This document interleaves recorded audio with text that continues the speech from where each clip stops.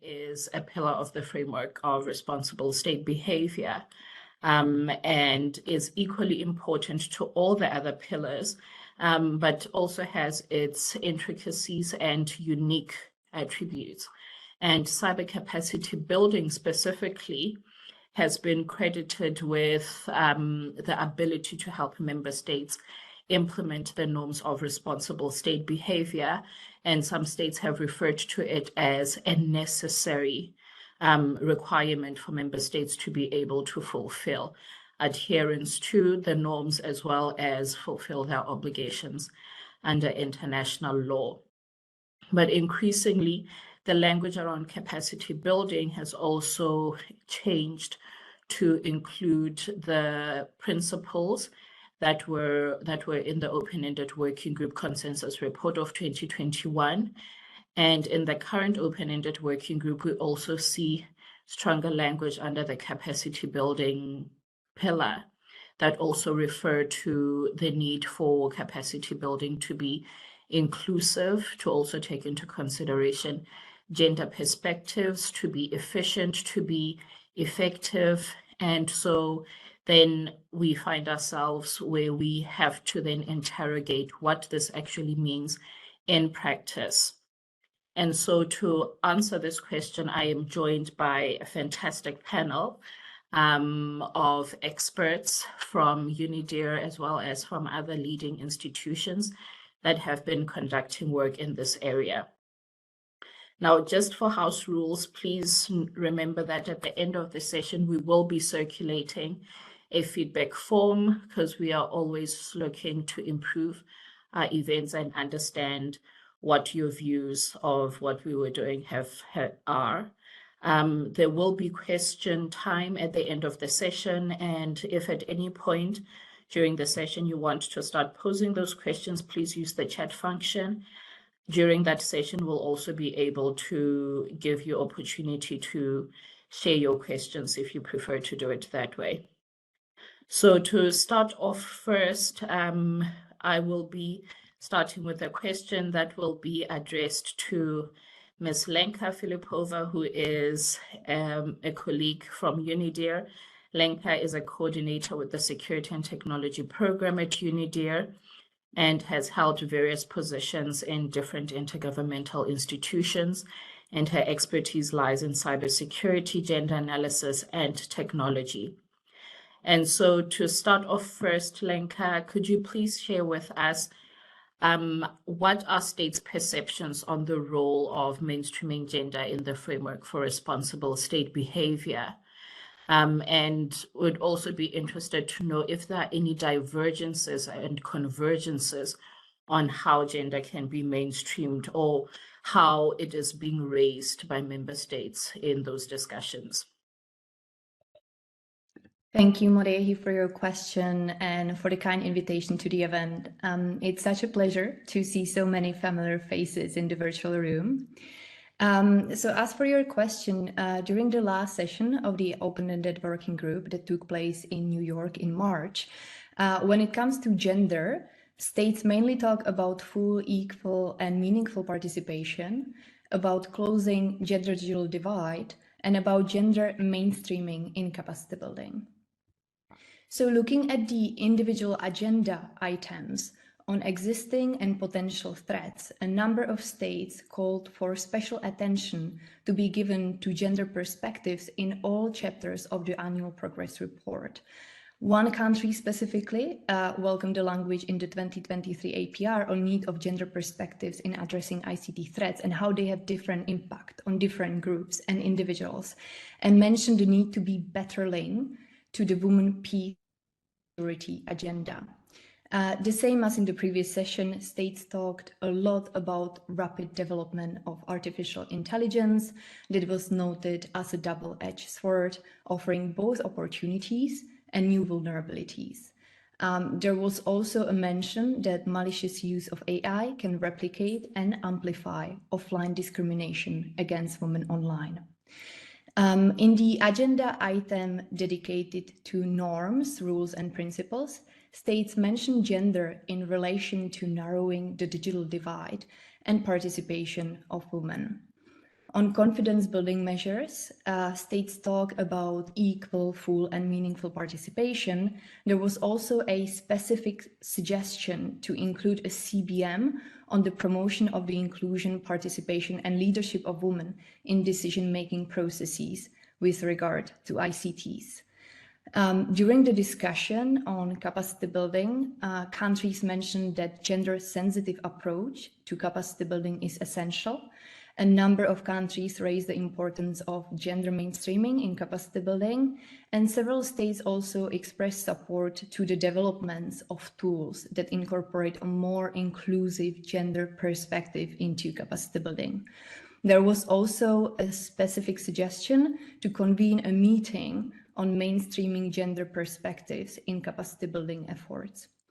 In terms of stakeholders, there was an input, for instance, by the Association for Progressive Communication into the mapping exercise on capacity building by Secretariat. I will talk about the mapping exercise later. The association stressed importance of gender-sensitive approach to capacity building in their submission.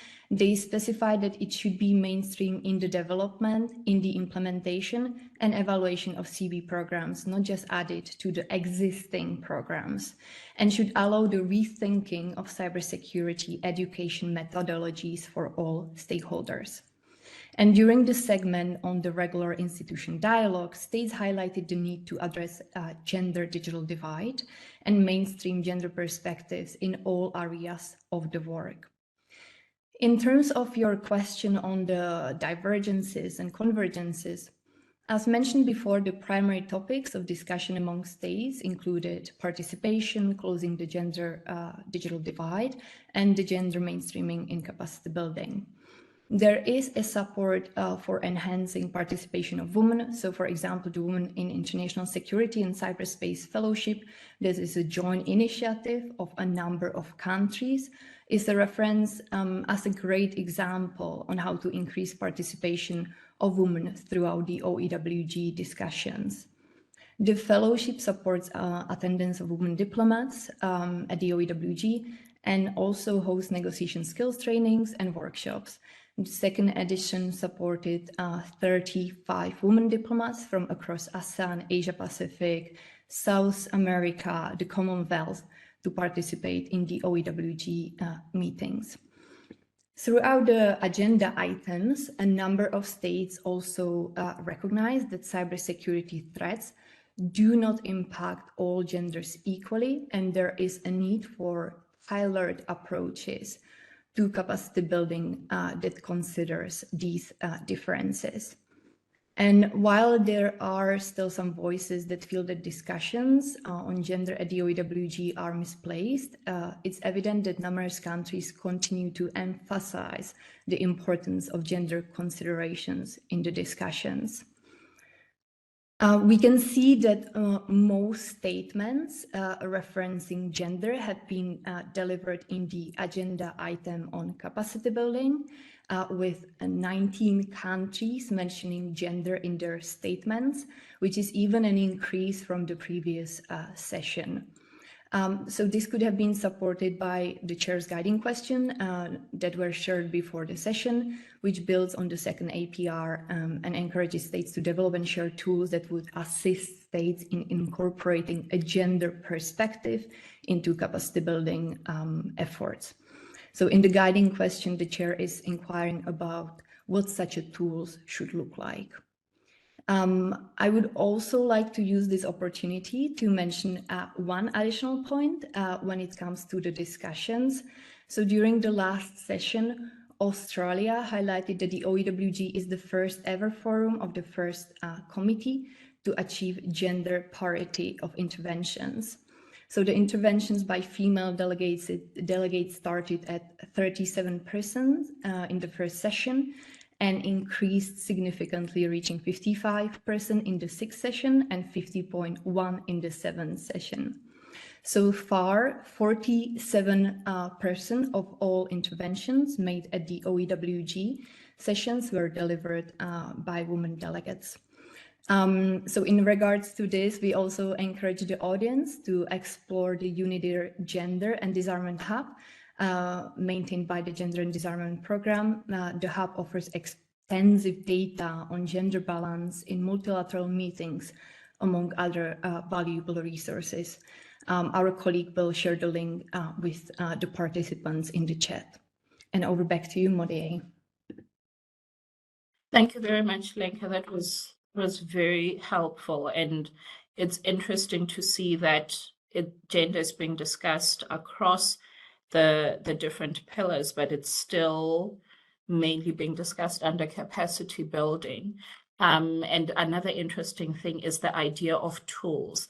And when it comes to tools, it's not just in this particular topic that it's coming up, but member states are increasingly calling for tools that make the implementation process or thinking through how to implement norms better, which gets me to my second question, which is to Amrit. Amrit is a research associate in the International Security Program and sits on the editorial team for the Journal of Cyber Policy. She works on projects focusing on cyber diplomacy, cyber governance, cyber capacity building, equality, diversity, and inclusion in cyberspace and technology, as well as cybercrime. So Amrit, thank you so much for joining us.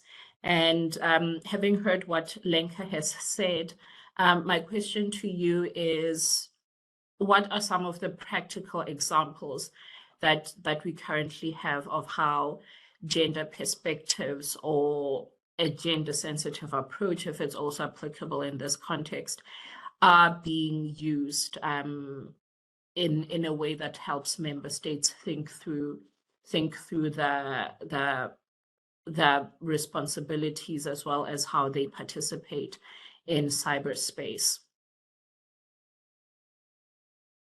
Yes, thank you, Modier, for the invitation to speak and also for the introduction too.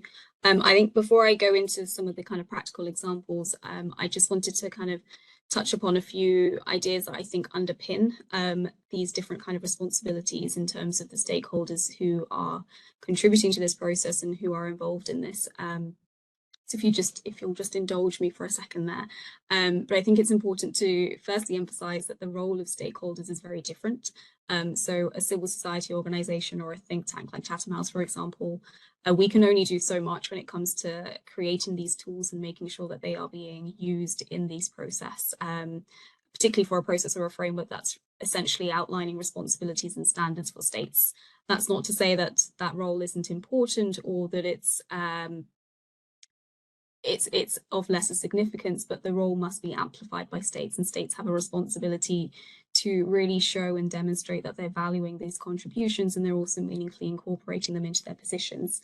And just keeping on this idea of responsibility and accountability, I think we also need to talk about that quite centrally when we're talking about gender and EDI within cyberspace and international cyber processes. So I think the main thing to note here is that gender mainstreaming and the use of these tools and the production of these tools to do this is not just the responsibility of one particular type of stakeholder. So every delegation has a role to play in this, and every delegation has something that they can do to advance this cause. And these responsibilities are both, I think, individual and also collective. So every delegation can ensure that they have gender parity amongst their delegates. Every organization organizing a side event can ensure that they have good gender balance, and also all stakeholders can make sure or try to incorporate gender perspectives into their positions and statements. So this idea of responsibility should be quite shared, and also should be understood in that way too. Moving on to the kind of how and the kind of tools that exist, I think I want to kind of structure these into 3 points, and I'll try and be very quick. But I think firstly, and particularly pointing to the description of the event, when we're thinking about how gender perspectives can be mainstreamed across the framework, I think firstly it's important to really appreciate and embody the idea that each pillar of the framework for responsible state behavior is linked, and that's not something that's controversial. It's quite well established, but the idea here is that stakeholders working on or focusing on one of the pillars of the framework can and should identify best practices and ideas that can translate to the other pillars. So for example, you've mentioned, and Lenka mentioned as well, a lot of the work being done on gender and cyber capacity building, and that has a lot of transferable lessons and practices to CVMs, and so we should be thinking about how we can better use what already exists there. I think second, there's also an imperative on states to incentivize and prioritize gender perspectives and also research into gender and cyber. I think Paulina is going to speak about this, and she'll probably do so much more eloquently, but one of the most fascinating and I think really positive things about the AHC has been just how much significance member states have given to gender within that process. And that's really encouraged a lot of countries to consider just how important it is to think about gender and about cyber, and not just cybercrime from a gender perspective. And just how fundamental it is to think about those things in that particular way. So I think the more states vocally and explicitly prioritize gender, the more other stakeholders will begin to incorporate it into their work, and the more we'll see these kind of tools and practical examples and guidance begin to exist and be used.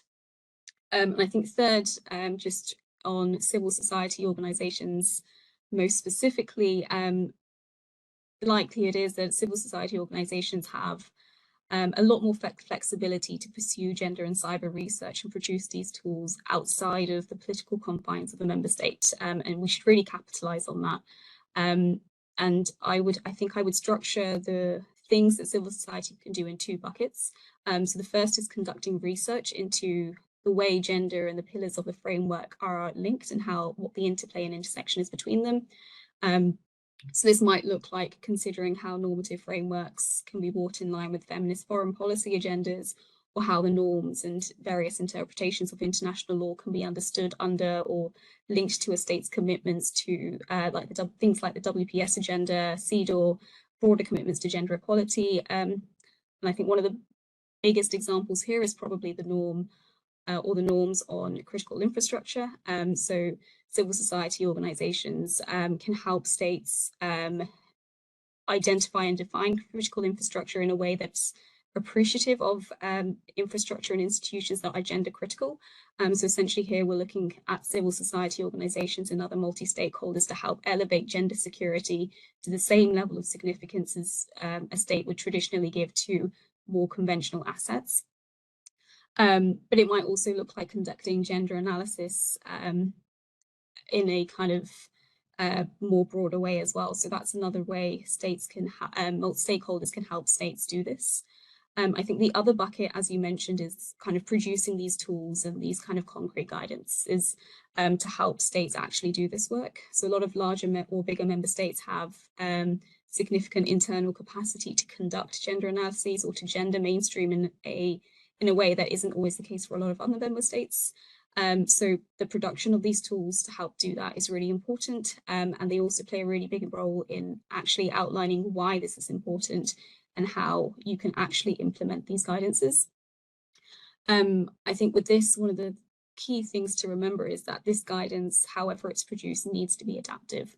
And this isn't just because of the rapidly evolving cyber landscape or the broad range of actors involved in the cyber landscape, but it's also because of a state's individual ability to engage in this work from both the capacity and also political perspective. So it's important to recognize that as well.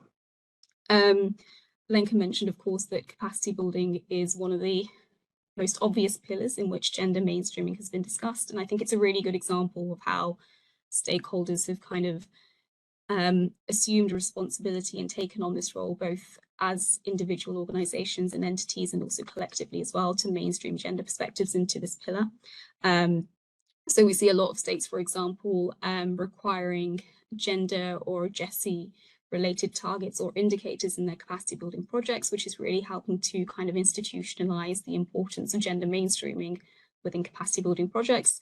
You have larger organizations like the GFCE who are working to better understand how exactly gender mainstreaming plays out when you're actually implementing a project, a capacity building project or initiative. And of course, you've got a lot of other organizations working to do this as well. So I think APC have been mentioned as well, and they've produced a lot of really good tools on how exactly you can do this. At Chatham House, we've also produced a toolkit on integrating gender into cybercrime capacity building. Its focus is cybercrime, but again, there are a lot of transferable lessons and guidance that can be applied in this forum too. So one of the, obviously I'm biased, but I think one of the best things about this toolkit is that it's very action oriented. So it's designed to really help people and implementers specifically to think about how to actually implement gender mainstreaming steps into a project. So it talks implementers through developing a gender sensitive cyber strategy, a gender sensitive cybercrime legislation, a gender sensitive victim reporting system, and then a gender sensitive digital forensics training. And the way it's laid out is designed to emphasize why this is important, how it contributes to national and international security, and then how you actually do this step by step. And I think that kind of actionable guidance is really key to making it seem like a less daunting task to implement this into our work in this forum. And finally, I think Lenka's mentioned this as well, but initiatives like the Women in Cyber Fellowship and her cyber tracks as well are really, really important. They're community building, they're improving representation, and they're also raising the kind of profile and awareness of gender perspectives. And importantly, they work across all pillars of the framework. So they're not just focused on capacity building, and that kind of holistic approach is really important and something we should be trying to replicate. To very briefly conclude, I think it's important to just emphasize that gender mainstreaming isn't the prerogative or responsibility of just a handful of stakeholders, and we all have a different role to play in kind of producing the guidance and the foundational work that we need to do this, and also B, that it doesn't need to be particularly taxing or hard. A lot of the work that we're trying to do in this space already exists. So just to so for example, when we think about gender insecurity and the kind of securitization of gender, and also perceptions, national and international perceptions of gender and how that kind of relates to security and politicization, a lot of that work already exists, and we should be looking to build on that and leverage it as much as possible. Thank you so much for that, Amrit. And on your point of shared responsibility, I think it's a common theme that has been running throughout all the dialogues, that it's not one stakeholder that is responsible for this, but also to the point that the discussions on gender are not starting from scratch. You mentioned WPS and CEDAW, and coincidentally, the OEWG sessions during March usually are also running alongside the CSW discussions. And so there's a lot that can be learned.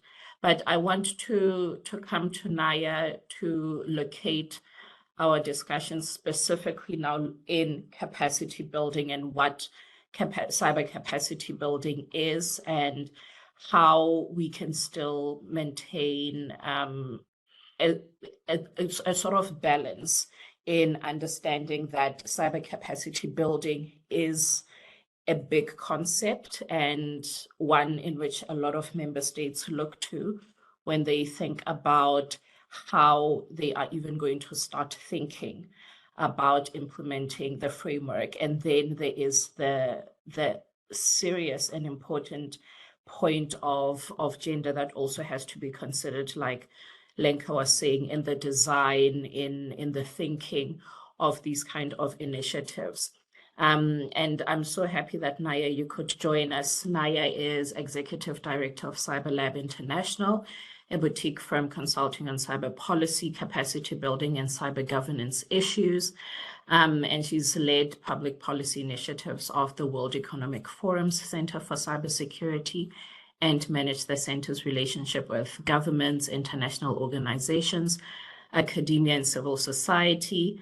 I think I met Naya when she was still working on the EU's dialogue and cooperation on cyber capacity building with governments and organizations, and managing EU's global and trans-regional multi-million external assistance programs on cybersecurity and cybercrime.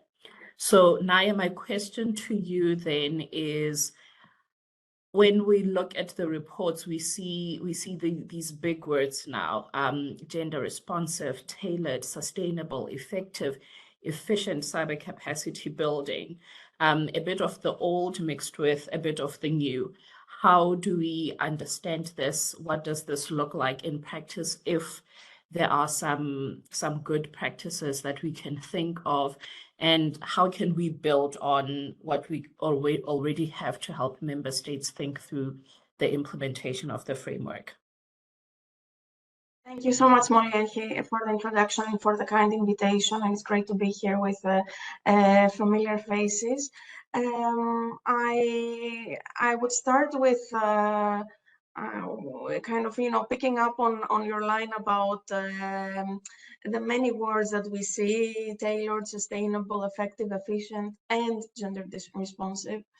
And it is, having been a policymaker myself, as you said, in my earlier career with EU, it was always an effort to find the right words on what is the ambition, but oftentimes, we lack the ability, let's say. I will not, sometimes also the interest, but let's stick on the ability, on what exactly does this mean. And I think this unicorn of a sentence does not exist in reality. It is really, I think, we need to start by setting the ambition, and this is based on these principles. And I think if we start like this, also it's a bit easier to break down the elephant and not say, well, no one can really achieve. If someone had the short recipe for this, we would have solved broader development cooperation challenges, not only on cyber, right? But I think this is exactly because, also from my background, I've been working in development cooperation for a good decade before shifting, let's say, more to the cyberspace. And there are some general lessons that actually, from that side of the spectrum, really help us unpack what all these words mean, and what do they mean actually in practical terms on the ground when we are designing programs, when we are implementing, and when we are evaluating. So I would say some of the key ingredients for effective, sustainable CCB would be drawing from the international cooperation, results-based versus activity-based. And that means let's focusing in the kind of the bigger picture. How do we have a theory of change and a kind of a results thinking about the different interventions that are looking into shifting, on having impact in shifting, let's say, the ecosystem towards a better result with more efficient use of funding, and basing this in evidence. And I think there are specific lessons that we can draw on from initiatives, but also based on data that we have, is really important. And finally, I would say you cannot have sustainable without locally owned interventions. And this is a really big, luckily all of these issues have been analyzed ad nauseum, I would say, in the literature. It's not that we don't have things to draw on and that we need to create new ones, but I think this is the foundation also for cyber capacity building, and how do we integrate gender responsive strategies to it. So I think the main challenge that I have seen is that we don't have this professionalization. Like, gender mainstreaming is not a new term in general, both in policy framing and also in programs. And it is in general one of the meta policy instruments. So the challenge that I have seen is, how do we actually increase the professionalization of those engaging in CCB, and meaning designing, implementing, to actually take this into account. And I think what we have seen to date is a kind of a slow uptake of systematic adoption of gender sensitive approaches to CCB in the CCB intervention cycle. And I think there is also lack of clarity on what does it mean, because sometimes also vagueness is good for policymakers, because exactly they're not, it's much more, it's trickier to pin it down. But I think what I would like to split two approaches. The one is gender sensitive or gender responsive components, which is a few of the examples that Lenka gave, and where we see we have in a broader CCB intervention component on women fellowships to follow, let's say, the discussions at the UN, or more focus on workforce initiatives with a gender-specific, let's say, quotas and approaches, and STEM education initiatives, and so on. Some of those that we also see, very importantly, I would say, also with the gender cyber violence against women and girls, that is quite a big part that is underreported when we're talking about cybercrime and online harms. And all of this is the component, and I don't think that that is the easy way out. If we go back and see in the last 15 years the projects that we have had gender-sensitive approaches, I would not say this is the way to go about it. Is by having a component. Is a good, let's say, approach. Is necessary to have this approach, but we need to have much more better understanding on how gender interacts with risks, cyber risk policy, and operational frameworks. And that is the difficult bit.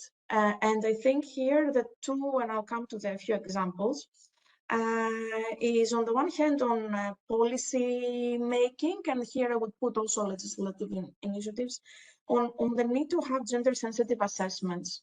And you need to have gender specific, let's say, competent consultants that can help those designing CCB interventions, both from the donor side and also international organizations, partner countries, because it is, frankly, it is impossible to have someone that understands gender also in this intersectionality dimension. And right, we're not talking about women, a women issue when we're talking about gender. We really need to see it from this intersectionality dimension that gives agency to all people, and putting forward equality and social justice.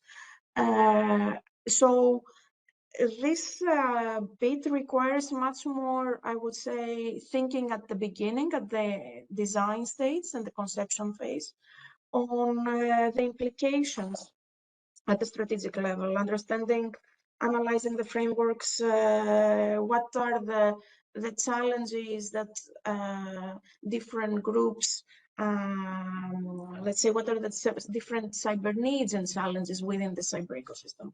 And then more on the, I would call it operational, maybe for more clarity, I would call it like program management side, which is also the one that can give us a feedback to the evidence and the lessons.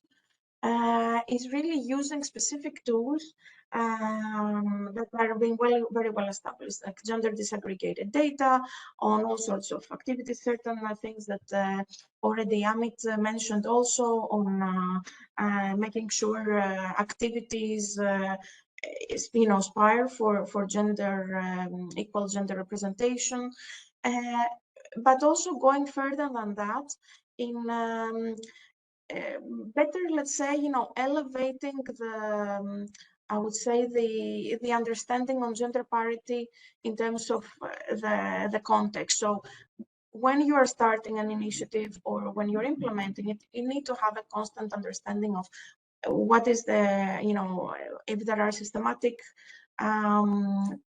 obstacles for gender access to the internet, then the women's, let's say, access to the cyber workforce, existing mechanisms to capture cybercrime data that are gender disaggregated, and so on. And I think all this, within all this, you need to also anticipate unintended risks that your intervention would have in perpetuating gender inequalities and barriers to full participation. I think this is another dimension that mainstream is supposed to come and help as a tool in programs, design and implementation. It is not an easy task. I think having done this myself, I was gender a point of contact, but as many people in many organizations have 2, 3, 5, 10 different hats. It's very difficult to expect them to have all this knowledge. I think what we need to have is exactly leverage the existing work that is there, If anyone looks into gender mainstreaming in programming, you will find amazing work. It doesn't have to be cyber specific. But as Amit mentioned, indeed, the toolkit that Chatham House has done on cybercrime and gender sensitive approaches, there are quite a few good resources. I think, the Association for Progressive Communications has a framework for gender sensitive cybersecurity policy development. Council of Europe has on gender equality and cybercrime and cyber violence. There is the Center for Feminist Foreign Policy has an intersectionality and cybersecurity toolkit for programs. And I think donors also are looking more into this. I think we are not at this stage of professionalization with implementing partners in CCB in necessarily putting that. And that's where I think partner countries and organizations need to be also at the forefront because they know the context best. And I think one of the, to close here, one of the words that is not in those that you mentioned, Moliek, in your question is demand-driven, which is also another truism, but it is these might sound as truisms and words just thrown out like that, but they do have a meaning, and I think it is a matter of seeing them as the principles and then dissecting them into understanding what are the practical things. And as I mentioned, there is a lot of practical work. We just need to have a clearer ambition on what we mean by mainstreaming and using the tools that exist and not reinventing the wheel. Thank you so much, Naya. I think that was very helpful, and I like that you added demand driven. It can get very long, right? If we consider all the ways in which capacity building has been discussed and how it is evolving from the different consensus reports of the discussions on ICT. But like you say, the words are not in themselves are not empty. The concepts in themselves are not hollow. But to be able to understand what they mean and how to implement them, we need to do a bit more dissecting. And now I have a question in my head, and I'll come back to you on this, on who in the cycle should be asking some of these questions when we think about what Amrit was saying around shared responsibility. If one partner in the value chain isn't providing this upfront, who should be asking these questions around have we already identified the challenges from the beginning stages of design and so on. But now I'm going to switch over to Pavlina on the question of, and I'll use Amrit's language here, of the transferability of some of the work that is already taking place, and that we're not starting from scratch. And here we've got Pavlina, who will provide a unique perspective on what has been going on in the AHC, which is a useful parallel considering the similarities of the domain. And we know Pavlina in a lot of roles, but today she is here as a Share the Mic in Cyber Fellow, and where she explores the gendered impacts of data weaponization, analyzing how malicious data breaches can harm individuals through multiple extortions and the ramifications of such cyber attacks for societal resilience and international security. Pavlina has also served as an OSCE Chairmanship's liaison officer and coordinated programs that strengthened the human dimension of security. And Pavlina, you followed the AHC very comprehensively. And so on the topic of gender, could you share with us what you think are the parallels between how it was discussed in that forum, and what are some of the lessons we can learn for the open-ended working group on ICTs and some transferable principles as well that we could take on going forward in terms of gender and capacity building. Thank you very much. Thank you for this kind introduction, and I'm very happy to be here with you, to have the opportunity to speak about these two processes, which I've been observing very closely for several years now, and offer some insights that I've gathered participating in these discussions. I wanted to start with a little introduction into the ad hoc committee on cybercrime. So it started its active work in 2022, and the purpose of this process is to come up with the UN Convention on Combating Cybercrime, which would be the first legally binding framework for cyberspace. So we have on one hand open-ended working group, which is a process focused on international cybersecurity and on the implementation of already agreed upon framework. And on the other hand, we have ad hoc committee, which is tackling the criminal behavior in cyberspace. So on one hand, in open and working group, we have state behavior and what is allowed and with which consequences. And on the other, we have criminal justice treaty. So we see different perspectives, but also many similar considerations, which comes from the harm we see in cyberspace, and many similar considerations when it comes to also to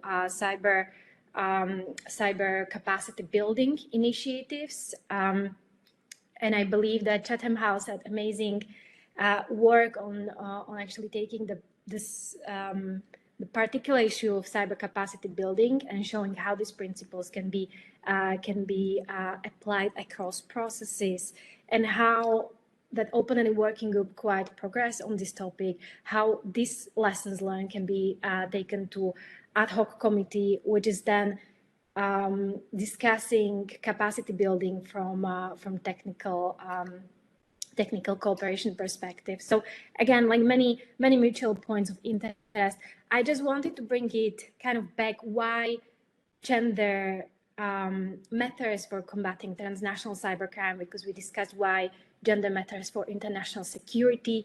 And I wanted to make several points, very practical points, if you indulge me, to having this time, because I find it, frameworks are very important, but I always like to tie them to very specific needs we see on the ground. So why is gender so important? Why, as Amrit mentioned, it was mentioned very, very prominently in discussions at the ad hoc committee. So we see, for example, data attacks, hack and operations, or ransomware operations. They can include sensitive data, such as healthcare data, and expose information that render women and also LGBTQ+ people more vulnerable than the rest of populations. We see, with the second group, we see a lot of societal discrimination if these kind of leaks happen. With women, we see that personal data breaches can dramatically affect not only their privacy, but also their reproductive health rights, dignity, self-development.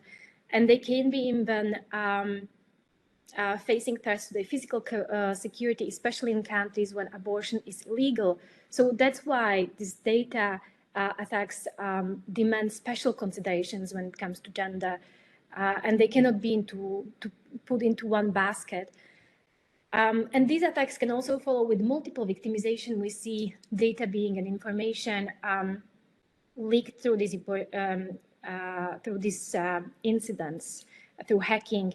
We see them leaked into blackmail or over intimate pictures or disinformation campaigns, which are specifically oftentimes targeting women, and particularly women of color. So we see these intersectional kinds of discrimination, but also disruptive attacks, which are very important as well for both discussions. We see disruptive attacks against critical infrastructure being discussed at open and working group. And also, it's a matter of importance in these disruptive attacks in ad hoc committee, because we see that if these attacks happen to, for example, against healthcare services or even transport services or energy services, they have different impacts. And women can be can be more impacted because of the traditional gender roles and social norms. And they will be disproportionately impacted as traditional caregivers, for example. And very specific cause is child and sexual abuse materials, so CSAM, in which it's evident that women and children, and when we say children, gender consideration is also about how specifically girls and how specifically boys have been disproportionately and differentially affected in the internet age in relation to sexual exploitation. And very specific aspect, which is so important for the gender dimension in ad hoc committee on cybercrime, is technology facilitated gender-based violence. So it can be any act that is committed or amplified using digital tools or technologies which are causing physical, sexual, psychological, or any kind of violence. And we see, for example, the use of spyware against partners. Women and girls are particularly vulnerable to such offenses committed by partners or family members. So in these family circles, this kind of technology enabled gender-based violence is continuation of the offline violence that we are seeing elsewhere. And there are some more considerations when it comes to the scope of criminalization. Why is it so important that content-based offenses such as speech on social media and SATA is not included into this framework? Because it can lead to criminalizing legitimate activities and expression, especially in roles such as human rights defenders, journalists, and political opposition. And many countries have a history of using these cyber-related laws against such groups, and especially against women in these professions, or against female political candidates. So we see how this compound of violence is coming from one, and impacts of this violence is coming from one plenary to the other. And we see these very real gendered impacts that these processes need to address. And coming back to the dynamics of openly working group on one hand and ad hoc committee on the other, as it has been mentioned, gender is very important and prominent in both discussion, though it must be said that these intersectional issues are still not addressed enough. Marginalized perspectives, particularly from minority women or sexual minorities, are still largely absent in these discussions. And when it comes to the gender mainstreaming, while some countries really champion the cause, others are kind of like the other stream of the discussions. And we see that when it comes to the mainstream, gender mainstreaming as such, there is still lack of consensus. And why this is important? Because on one hand, in both processes, what I've been seeing is that you see a lot of discussions around gender, but then you see, so you will have countries and stakeholders bringing this topic. And it has been also, there is a correlation if the process is more open, there are more stakeholders present, the discussions are more transparent, that it does include this gender dimension and mainstreaming better in the discussions and more wholesomely. But at the same time, when it comes to formalization of these discussions, when it comes to what has been agreed on paper, one is what is the consensus agreement between countries, you see that there is, you see this lack of consensus in this room. And you see that, for example, Cybercrime Convention, I trust the latest draft, though there have been so many. So the latest draft only mentions gender 3 times. And it's quite shocking when gender has been so prominent in these discussions. We see it in preamble, where there is affirming the importance of mainstreaming a gender perspective. We see it in procedural measures as assistance to victims. So one perspective that is specific for gender discussions is ad hoc committee. From the purpose of the discussions, as I mentioned in the beginning, it's criminal justice treaty. Women are often, or the gender dimension as such, is often mentioned in relation to victims. And women, while this importance of gender when you are a victim of cybercrime is very high priority, we need to also see the other side, like gender equality and more gender participation across the process and in the capacity building. and further gender mainstreaming than just putting gender when it comes to victims of cybercrime. Well, this is very important.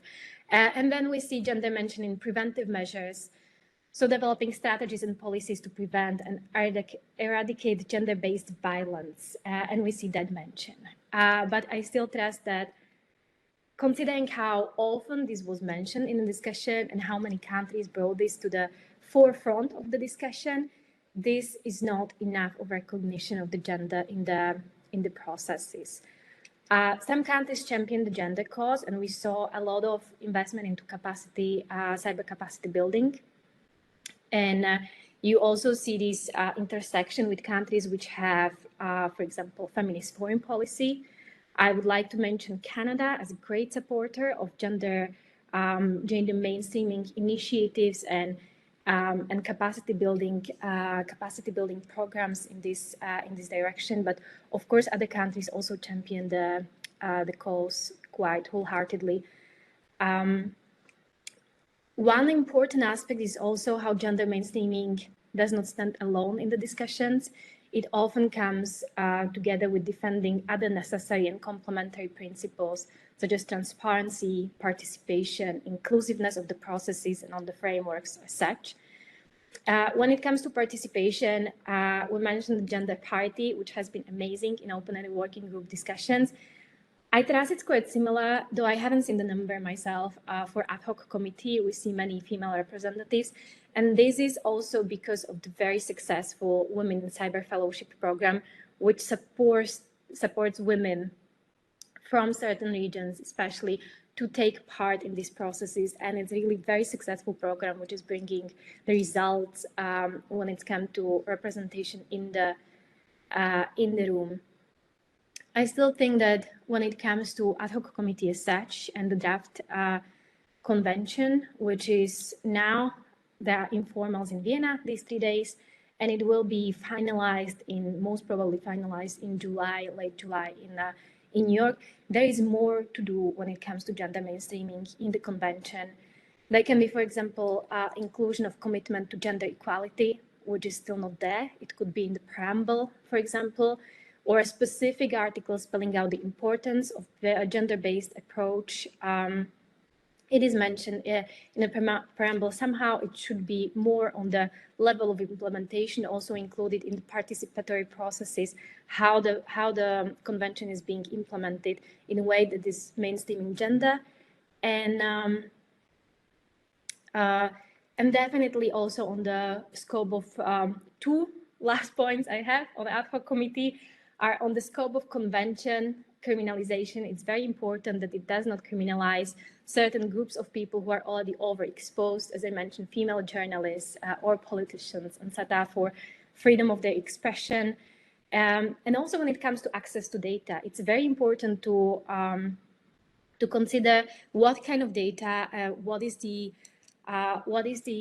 the provisions on the exchange of electronic evidence, what are the provisions on data access powers from gender perspectives, because data exposure and data sharing can put certain groups based on their gender identity or expression under more risks.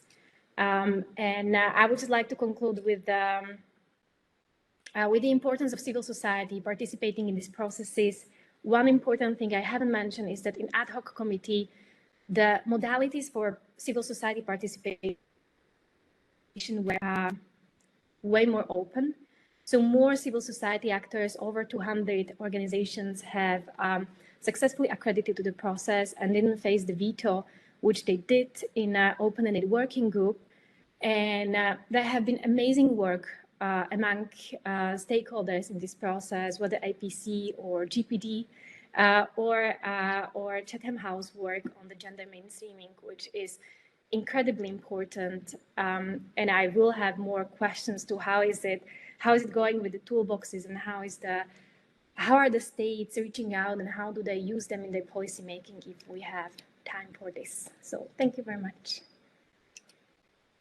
Thank you very much, Pavlina. It's interesting to see how the AHC has done it. And I think it's also useful that you told us in which parts gender is mentioned, linking back to Lenka's intervention, that there have been calls for gender to be mentioned throughout all pillars of the APR, and maybe there's something there that we can learn as the open-ended working group prepares to compile its final report at the end of the 5-year mandate in 2025, and what the big ambition could be there. But now I'm going to move to Emanuela, who has graciously agreed to join as the only member state representative, which is by design. Even with the other dialogues, this has been how it's been configured. And here, Emanuela, you have the task of having listened to everything, reflecting and sharing with us how from a member state perspective do you think the issue is being discussed, and how is it evolving? And having been part of the previous open-ended working group, but also this one, are there certain things that you think member states are taking up? Are there best practice that you are seeing? Are there initiatives that member states are part of that we can perhaps also learn from, and the other members of the stakeholder community can perhaps also be part of? And Emanuela is the International Cooperations Officer at the National Cybersecurity Center in Ghana, and her role entails being the focal point for all internal and external communication with partners such as the Ministry of Foreign Affairs and Regional Integrations. She also works on the Freedom Online Coalition, the UN Security Governance Initiatives, amongst others. And like I said, she's participated in the open-ended working group on development in ICTs. And prior to this, she was also working with the UN Human Settlements Program and the African Association for Public Administration and Management. So over to you, Emanuela, to provide us with the state perspective. Thank you very much, Molieri. I don't want to say it's unfair that I'm the only member state representative, but I will do my best. I've heard a lot of great points. First of all, thank you for sharing that above invitation to the Cybersecurity Authority to share Ghana's perspective on some of these issues. First and foremost, and listening to all the points that have been made, some of the points which I really agree with and are very crucial. I think I must start by saying I'm really thankful that in addressing some of these issues that are currently very critical, that the Ministry of Communications and Digitalization is fortunate enough to have a female sector minister for cybersecurity who is passionate about championing some of these issues, because I do believe that state actors, in as much as there's a lot done from civil society, it's important that state actors also at the ministerial level and at the policy level also understand some of these issues. And I'm glad that UNIDIR is creating a platform for such meaningful conversations, noting that the CSA sits within the ministry. I'm glad that I've been able to see firsthand how important building the capacity of women to handle ICT-related issues, including implementing existing norms, is important as well. So in response to your question, Ghana and other member states have emphasized the need for gender mainstreaming at the sessions of the UN OUWG on security of and in the use of ICT, and actively called for gender-tailored cybersecurity capacity building initiative. This has been going on for a number of years, and I think it continues to be raised in the other sessions to ensure that it's not something that is left out in the conversations moving forward. I believe Lenka has given an overview of some of these issues, so I won't delve too much into it. However, the need for this cannot be overemphasized. I recall a report by UNIDIA on gender and cyber diplomacy that outlined the participation of women in multilateral processes. And even though these were things that we kept talking about in terms of the need for women in capacity building activities, it was interesting to see the statistics in terms of how it's changed over time and how it's grown over time. And although there are lots of strides that need to be made to ensure that there's increased participation of women, I'm so glad to see that we are living in a time where there's progress that is steadily being made, and you see the impact of that in the outcomes of the OEWG document. You see the impact of this in how negotiators are no longer sitting at home and hearing of things that have taken place and figuring out how to integrate it into what they are doing at a local level, but are rather part of the processes and are ensuring that at that level, they are able to influence conversation and influence how it goes into the outcome document, so that when it comes into translating it at your local context, there are frameworks within which you can work with, as opposed to trying to fit a framework and looking at it from a gender perspective in your local context. It might be a bit more nuanced. So it's really useful that this is happening at this time. As a negotiator and a beneficiary of the Women in Cyber Fellowship, I get to see firsthand how female negotiators in the room have contributed significantly to ensuring that the subsequent outcome documents are reflecting this. And we see that at the AHC, you see that at the OEWG, because the reality is that cybersecurity issues do affect everyone, and women need to have an equal opportunity in the room to participate in debates, to participate in policy, and ensure that a broad range of ideas and issues are brought to the table, which would then be reflected in your outcome document. Female participation is at the core of our work at the Cybersecurity Authority. The CSA currently boasts of having 44% of its workforce being female, and this is significantly higher than the global average percentage of female cybersecurity workers.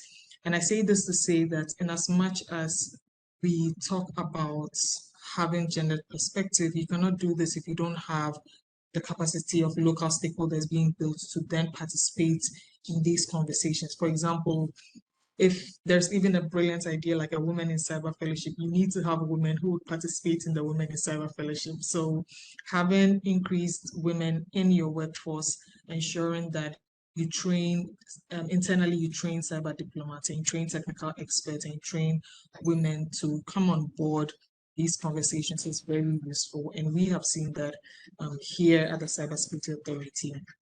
So looking at the current framework, whether its pillars such as international cooperation, human rights and privacy, cooperation to stop crime and terrorism, it is important that you train women at the local level to understand these issues and then implement it in their context, because they would understand the effects of cybercrime on their stakeholders. For example, in Ghana, you would have more issues like maybe extortion and romance scam, which might be different, which might look different in another country's context. So then understanding the impacts of cybercrime in their local context might give them the resources to then translate it into active, workable, and very useful policy. And to quickly conclude by answering the second part of your question, I believe practical measures that non-state actors can take to support state actors in mainstreaming gender in the implementation of the responsible state behavior framework is supporting a better understanding of the connections between cybersecurity and gender equality frameworks. They can also support research and understanding how states can implement existing frameworks or implement gender mainstreaming in cyber norm implementation and advocating for gender sensitive capacity building. I've mentioned it time and time in different forums that stakeholders do have the advantage of research. I believe Pavlina mentioned something borderline in that they may have more specific room to carry out in-depth research, noting that most state actors tend to focus on multiple things at different times and have multiple priorities. Non-state actors have a huge role to play in carrying out valuable research and supporting the work of state actors and ensuring that we continuously highlight these issues at the forefront of policy. Additionally, they can offer and create fresh approaches to studying the effects of cybercrime on respective genders, making sure that the different viewpoints are considered, and also ensuring that there is sort of a partnership, a hand-in-hand partnership in implementation. I appreciated Amrit's perspective as well on ensuring that all delegations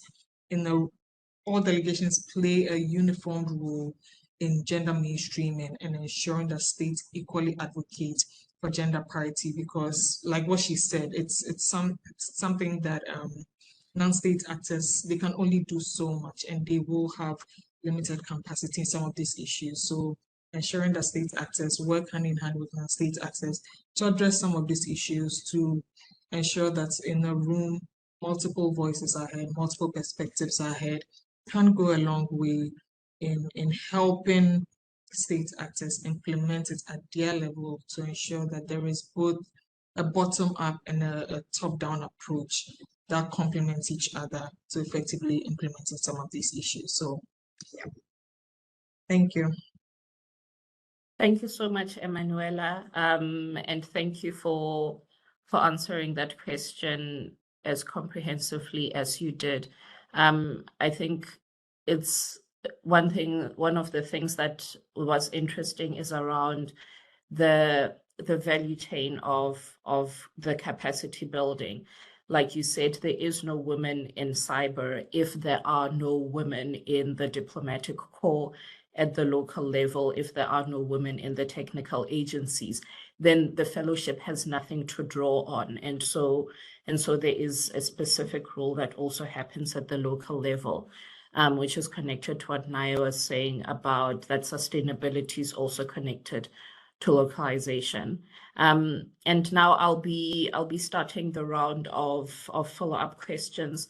So again, to our audience online as well as in the room, if you have any questions, please let us know and we will give you the floor. But in the absence of any questions, I'd like to circle back to Naya on the capacity building again. There is no gender pillar in the framework. What we have is capacity building, and gender is increasingly an important part of that. So my question is, where should the ambition be at this point? Are we looking for cyber capacity building for gender mainstreaming, or are we looking at mainstreaming gender for cyber capacity building? And it's come out in a lot of interventions where it's gender sensitive cyber capacity building, gender responsive capacity building, or is it just capacity building, and if done right, considers gender? And so I'll leave it there. Naya, please, your thoughts. Thank you so much, Moliahi. And it's a extremely interesting question because it's a chicken and egg situation. And I will pick up on the intervention from Emanuela that really captured really one of the key issues, and I'll connect to what I also spoke a bit earlier. So there is this approach as you said, like, do we engage? Do we use gender mainstreaming for CCB or the other way around? I think we cannot do it one without the other, and not only for the implementation of the norms framework, but broadly in the way that we conceptualize capacity building on cyber issues broadly.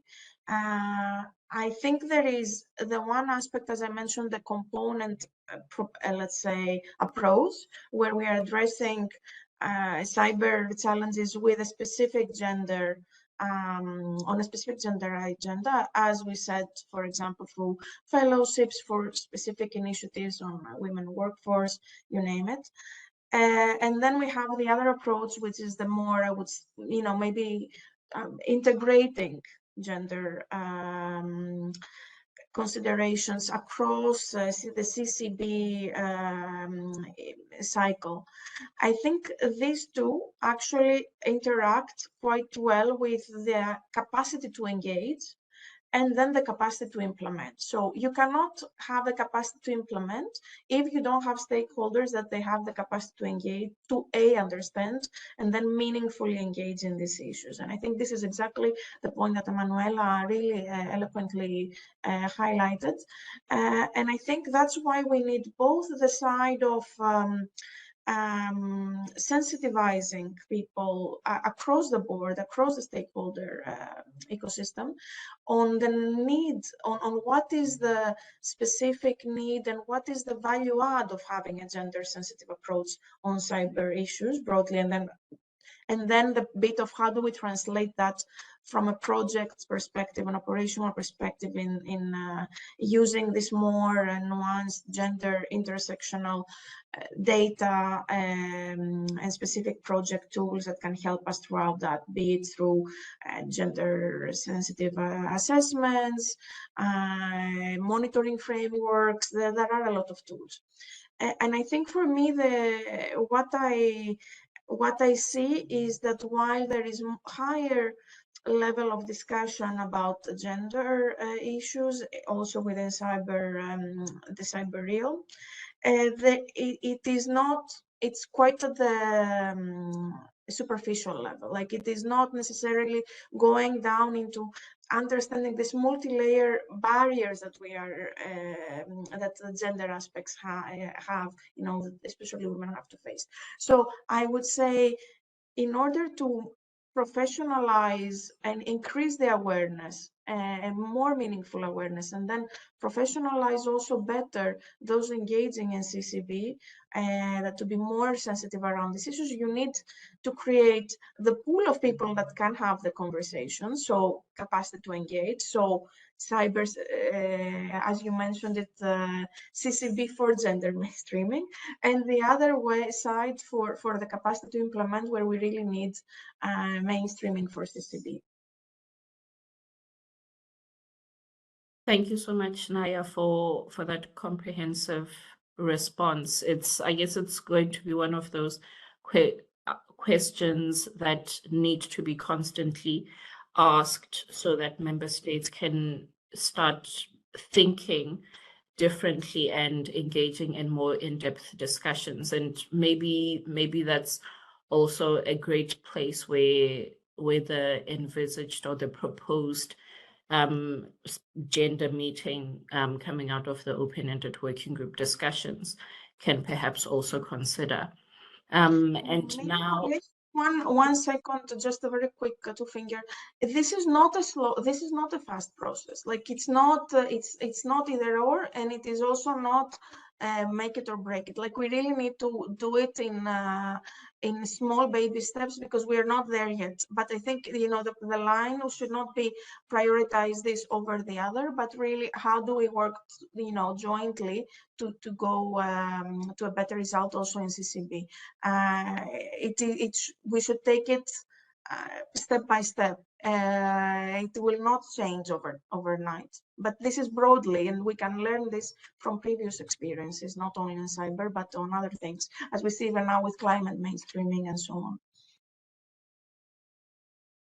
Thank you so much, Naya. And now again, I will use my moderator role to also then ask the questions while we wait for our participants to share their questions in the chat. And now I'll come to you, Amrit.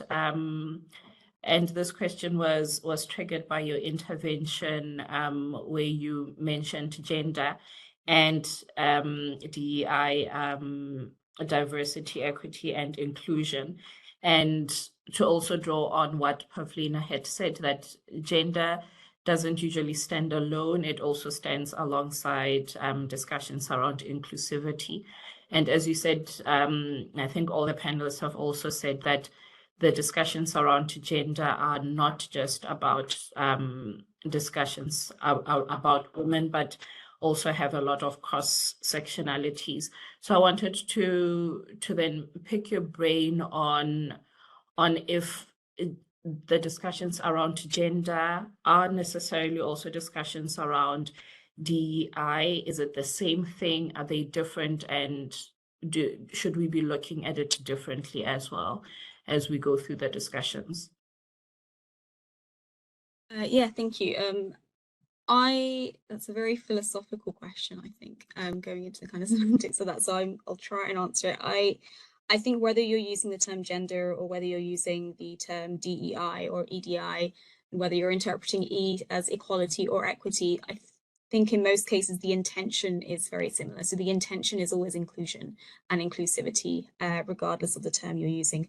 The difference is obviously in the semantics, and I think that can be because of various reasons. And I think the one probably most pertinent for this forum and this discussion is that of political reasons. So often countries or stakeholders will want to use DEI because it's a lot broader than gender, and it's also a little bit easier as a political sell. So that can be one of the reasons why people opt for one term over another.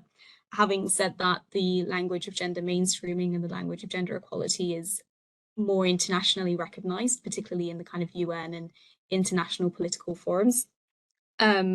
Whereas DEI and EDI, I think, tends to have more corporate connotations. And in addition to that, I think the language of gender mainstreaming is also a little bit more substantive, in that it encourages you to go beyond the idea of representation and participation to look more specifically at kind of implications of policies and implications of strategies from a gender perspective. So I think from that perspective, whilst it might not be explicitly intersectional or explicitly more broadly inclusive, I think that's definitely implicit in there. And I think a lot of the time, when we speak about gender equality, particularly within the UN kind of cyber processes, we use it as an umbrella term, which means that we are able to kind of weave in a lot of the other kind of inclusivity and diversity aspects within that. So I think that's, there are a lot of different reasons for why you would use one term over the other, but I think for this forum and for these kind of discussions as well, there is probably a preference for one, and that is gender over DEI, but that's not to say that the other term is redundant or less significant. But I hope that answered the question. Thank you. Definitely answered it for me, and like you say, it's more than semantics. It also has political weight or corporate connotations depending on which side of the aisle you're sitting. And now I'm going to circle back then to Lenka based on everything that we've heard, the good practice that we've heard from Pavlina's input, also reflecting on the other fora. You'd mentioned earlier on that there was a mapping exercise, and again that member states have also called for the APRs to be more reflective of the concept of gender mainstreaming or reflect gender perspectives across all pillars. What are some of the ways that you think that this can be done to support member states in their norms implementation endeavors? Thank you, Morehe. So, of course, as mentioned many times throughout the event, the inclusion and hearing voices of the stakeholders in the discussions is very important. But also, and you touch upon this also at the beginning of the event, we can see the benefits of the tools, such as the chair's guiding question I mentioned before, and also the mapping exercise to survey the landscape of capacity building programs and initiatives that was prepared by the Secretariat that helps states to consider gender perspectives. So, for instance, the mapping exercise refers to gender several times in the document.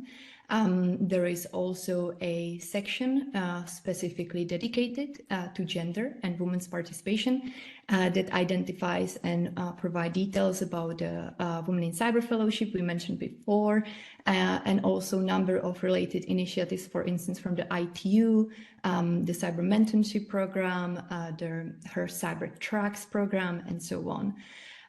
This document, for instance, also refers to gender in the section dedicated to regional, sub-regional, and cross-regional cooperation, mentioning the cybersecurity program of the OAS that supports greater mainstreaming of gender perspectives into cybersecurity policymaking and representation in multilateral processes. So tools like this are very helpful. Nevertheless, ongoing efforts are essential to further the progress. So we'll continue to monitor the way how to mainstream gender in norms implementation. Thank you very much, Lenka, for that. And going back to the tools, we will be sharing the mapping exercise that Lenka has spoken about. We'll also share the tool that Chatham House has developed and any other tools that we will find that will be helpful for everyone. Pavlina, okay, you've got your hand raised, so I'll let you say something before I ask my last question to you.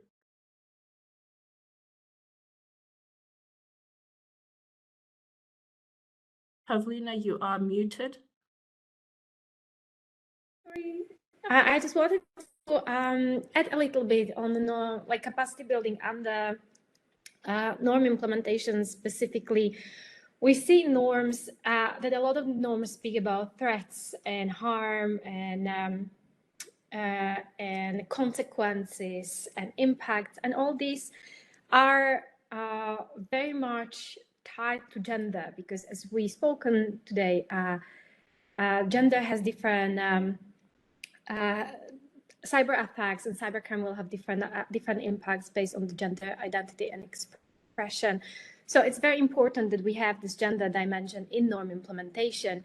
And as far as I'm aware about it, for example, the very practical tool which is coming on from as a chair's checklist, it's still missing this kind of dimension. So it's important that we think about the ongoing initiatives which we can actively participate in, and especially states can, but stakeholders also have the kind of consultation with Chair and SETA to have this united voice to push for this gender responsive checklist when it comes to implementation, because these are the products that are directly which we can directly impact right now. And looking to the future, just a mention on the proposed cyber program of action. Its key added value should be this added capacity building and this inclusion of stakeholders. And I still believe that it is the key value of a new form of process, that you can have new kinds of capacity building and new kind of projects streamlined across the framework. And these emerging frameworks or participatory processes should have in its design this gender dimension. So let's not miss the train on two important initiatives which are on the intersection of cyber capacity building and norm implementation already happening as we are speaking, and make sure that as we participate in these processes, whether as on the side of stakeholders, experts, or states, we push toward this gender responsive processes and frameworks and discussions. Thank you, Pavlina, and we are on time. So I would like to thank all of you for joining us for our discussion today, and for joining us for this third cyber dialogue on capacity building and gender mainstreaming.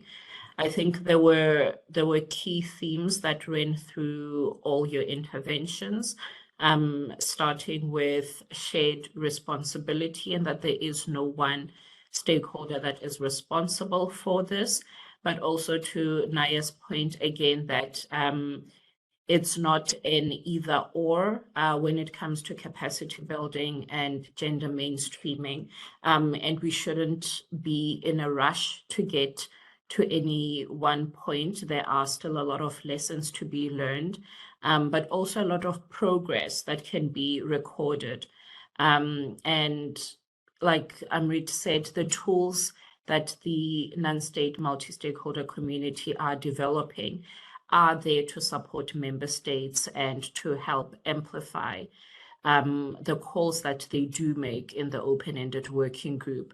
And they exist for member states to use, and we hope that member states can use those to improve their capacity and how they think around gender mainstreaming and that. And I hope that the session has been useful, not just for the diplomats in the open-ended working group, but also for donors who are thinking about CCB projects, for implementers as well, and also for beneficiary countries, as well as beneficiary multi-stakeholder communities to start thinking a bit more differently, or maybe a bit deeper around these discussions. And like Pavlina said, I think it's a good closing point that we should not forget the ongoing initiatives on norms implementation and capacity building that are taking place. There's still time to amend and review those with the discussions that we've had in mind.